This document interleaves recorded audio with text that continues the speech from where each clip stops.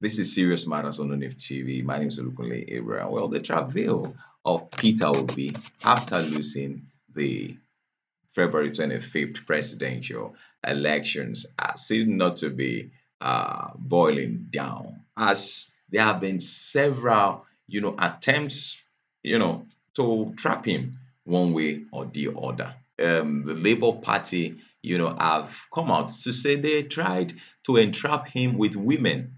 They dug into his finances, bank accounts, and of course, we're also aware, we saw the video that went viral, the Yes Daddy viral video, and all of that. One is continuing to wonder what is all this heading for? What are they trying to, or whoever it is, what are they trying to achieve? He said now they want him to flee Nigeria. Did a video about that, having wanting him to leave Nigeria. Why will he leave Nigeria? He won't leave Nigeria. He won't run away. Why will he run away? The 2023 general election may have come and gone, but the disputes over the credibility of the process continues to linger, with barely 7 weeks to May 29th, when the president-elect is scheduled to be sworn into office. One, you'll agree with me that this particular election has, I mean, since I came to know myself, it's been a very unique election. It's been a very different one. It's one whose results have been so contested. It has been contested from different angles, and we only have a few people who are celebrating its outcome and all of that. However, following the intensity of Mr. Peter Obi's challenge, he, according to his party, has become a target of state-sponsored intimidation, blackmail, threats, invasion of privacy, and other acts of subterfuge aimed at forcing him to abandon his legal challenge, which I don't see the man leaving alone. Perhaps for the first time in Nigeria's recent political history, a leading opposition figure is allegedly being pressured by state actors to leave his homeland because his presence is said to be threatening national stability. Hmm. Oh, no, no, no. Only last week, the Department of State Service raised an alarm that political actors were plotting to orchestrate violence through demonstrations and bravos, court orders to stop this scheduled presidential inauguration on May 29th, all in a bid to pave the way for an illegal interim government. And I saw Professor Udenta say, he said, look, this issue of, the DSS coming out to say that some people want to start interim government. The only people who can set up interim government are the people in government and also the military. They are the only ones who can do interim, who can set up interim government. So why are you accusing people who are on the outside, of setting up or wanting an interim government? How can that be a threat if the people in government does not want it? Then how is anybody talking about it on the outside, wanting it or being a threat? Now, within days, the federal government, through the Minister of Information, Alhaji Lai Mohammed, in faraway Washington, D.C., in the United States of America, accused the Labour Party candidate and his running mate, Dr. Yusuf Dati Baba Ahmed, of making treasonable remarks about the outcome of the presidential poll. He was quoted by the state-owned news agency of Nigeria as saying Obi and his running mate, Dati Ahmed Baba, cannot be threatening Nigerians, that if the president-elect Bola Tinubu of the All Progressive Congress is sworn in on May 29th, will be the end of democracy in Nigeria. This is treason. You cannot be inviting insurrection, and this is what they are doing. Obi's statement is that of a desperate person. He is not the Democrat that he claimed to be. A Democrat should not believe in democracy only when he wins the election. The minister's comments have put party supporters on the edge. He sounds very, very partisan anyway. A member of the Labour Party's presidential campaign council who pleaded anonymity so as not to jeopardize internal investigations explained that the attack against the candidate started as soon as the campaign started. He said, "We have since been made aware of the orchestrated moves by the states to sabotage our candidates starting from our campaigns. They tried entrapment by stationing all kinds of women at hotels where our candidate lodged during the campaigns that failed. They have been going through records of his financial dealings and bank accounts. They have found nothing incriminating. They tried bringing up the Panama paper that has failed to stick. Then they resorted to an old trick in the book, wiretapping.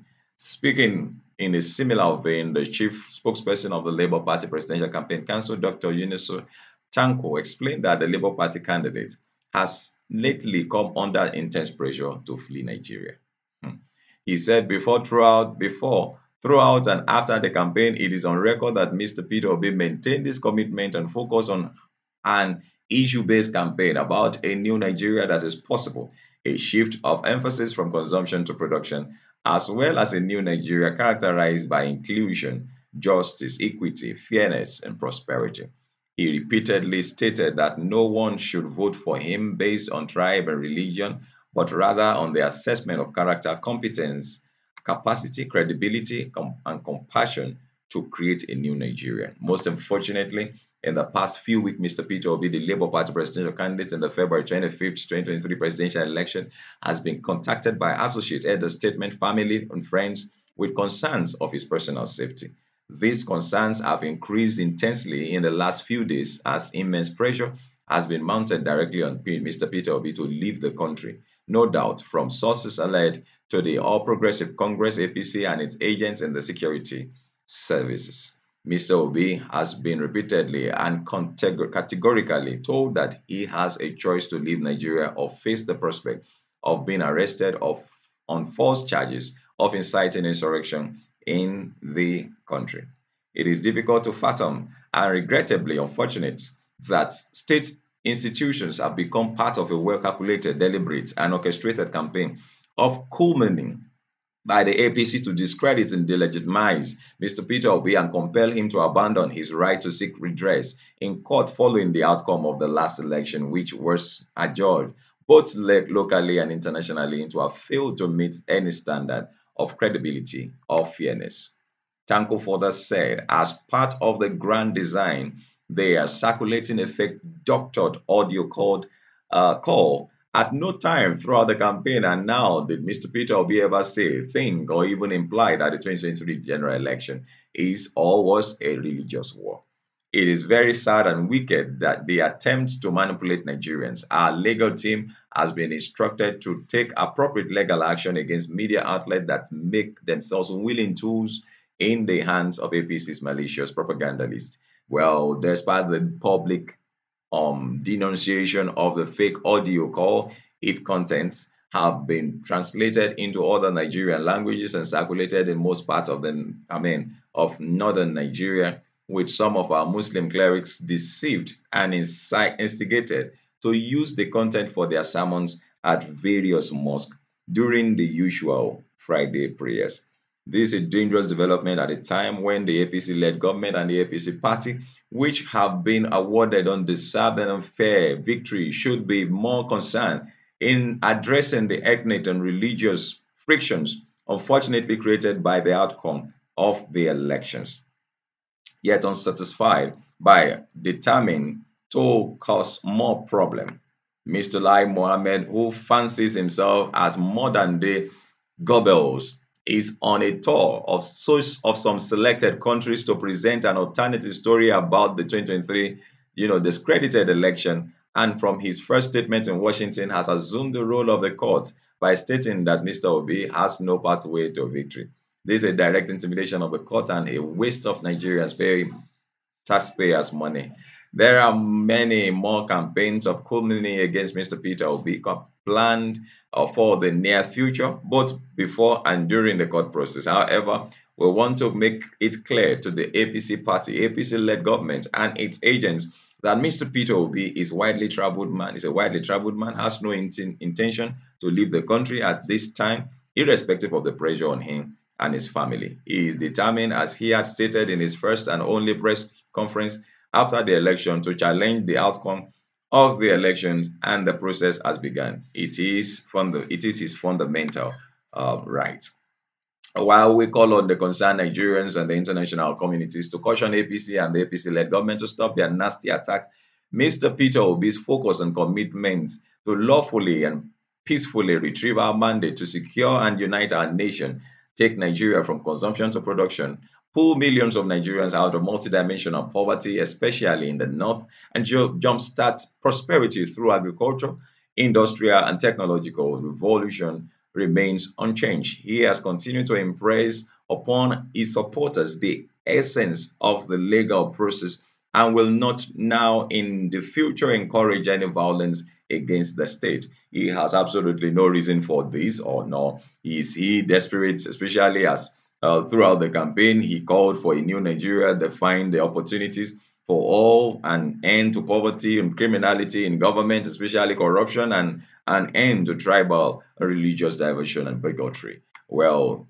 it is for this reason that we appeal to revered religious leaders, especially in the north, not to be part of the grand design of the state apparatus to further increase the religious and ethnic divides in the country, irrespective of the outcome of the court's process. We have an obligation to strive for the peace and coexistence of all Nigerians. We call on President Muhammad Buhari to rein in his desperate officials at all levels, as their actions or inactions could lead to an unnecessary crisis in the country. Elections are over, and we are in court to retrieve our stolen mandate. We reiterate that we are doing so through all lawful and peaceful options in line with our legal system and constitution, and we continue to implore all Nigerians to remain peaceful, law abiding. Those fixated with heated on the eating up the polity, creating diversion, tension and hatred within and outside Nigeria, should remember that Nigeria is our only country.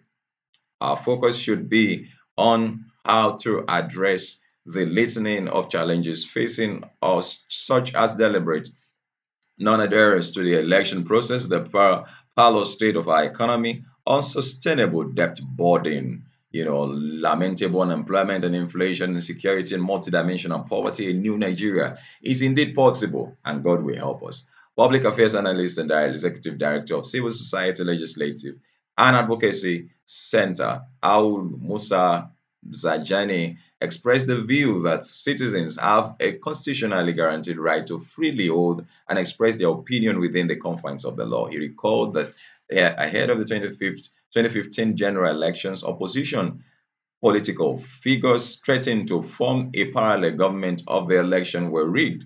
If the elections were rigged, nobody accused them of committing treason. Rifsanjani cautioned politicians against heating up the polity in pursuit of political ends because of the long run. If there was a breakdown of law and order, the entire nation will be at the receiving end. And I think that is very, very important that we all, if you pull down the shed covering every one of us, then everybody goes down. It's going to affect everybody. That's why we all just need to be very, very careful. Just understand that, look, we've got Nigeria has come to stay.